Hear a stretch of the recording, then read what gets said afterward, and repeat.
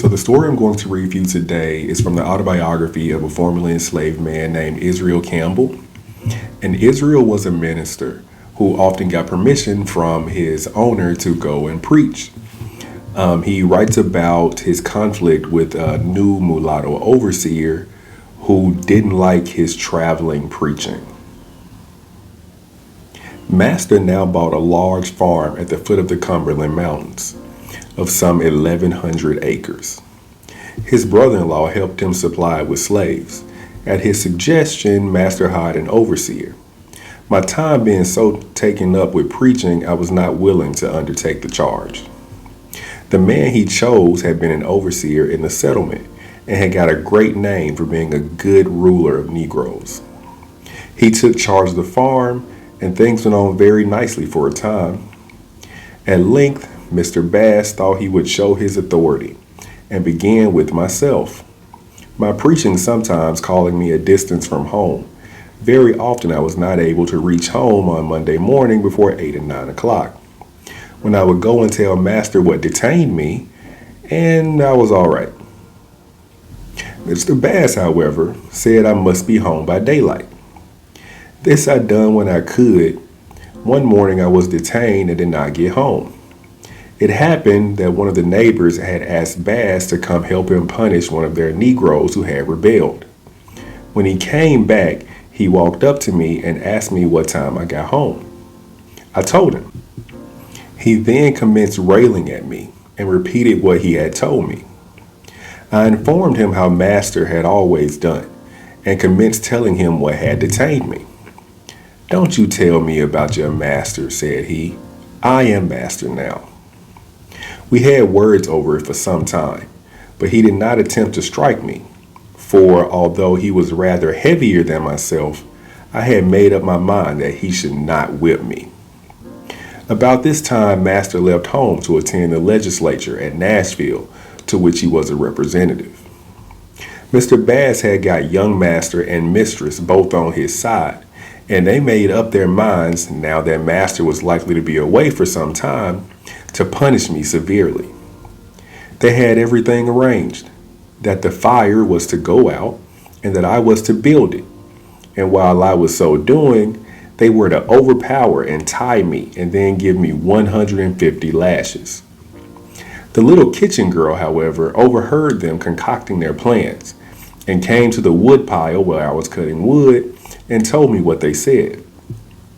There were 3 of us cutting wood, and we agreed that if he came out there and undertook to whip me, we would all jump on him and whip him almost to death. I continued chopping wood until they got tired waiting, when Mr. Bass came out on the porch and said, "Israel, why do you not come and make the fire for your mistress?" "I'm chopping wood for her, sir," I replied. He then went in the house, but getting tired of waiting, he came again out and called me. I told him I could make the fire without his telling me. This provoked him, and he told me to come in immediately.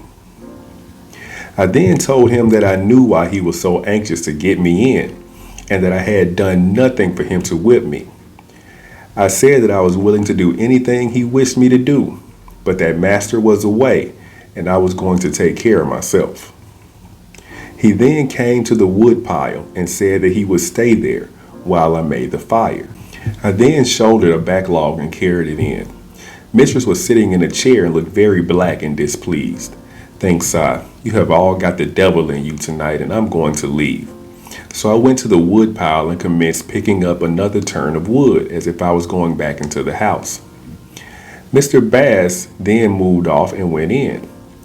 I went round to my cabin, got my overcoat, and went down into the meadow. After a while, I heard Mr. Bass call Isaac to come and make me the fire. Said he, "Israel's not going to do it." I said to myself, "No, indeed I ain't."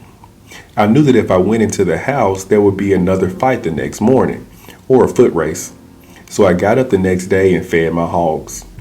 After I had done this, I started away from the house. I saw him coming after me. He called to me to stop. He came up to me and said, "Did you make a fire for your mistress last night?" "No, sir," I replied. "Why not?" asked he. "Because you wished to get me in the house and whip me, and I'm not going to be whipped, for I have done nothing to be whipped for, I replied. Well, said he, I am going to whip you this morning, and if you do not cross your hands, I will kill you. Now, I was on about equal grounds here, for I had a double-barrel pistol heavily loaded, besides a large bowie knife, and he had no arms with him. Well, sir, I replied, you may kill me, but I will not die first. I could see the very old Lucifer was in him, and he was chewing his tobacco as savage as he could. I broke off from him in a slow run, not with the view of running off from him, but of giving him off away from the house. He ran after me and pulled out a pocket knife about as long, handle and blade, as my hand.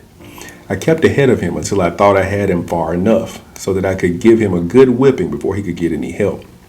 Then I drew out my bowie knife and began flourishing it around and said, Burst your low-lived head, here's death right now. Seeing this, he thought his end had come, but he tried for his life and ran for the house as fast as his legs would carry him. There was a gate to go through to get into the yard, but he did not stop to open it, but made a leap over it and cried, Murder, murder, shoot him, at the top of his voice.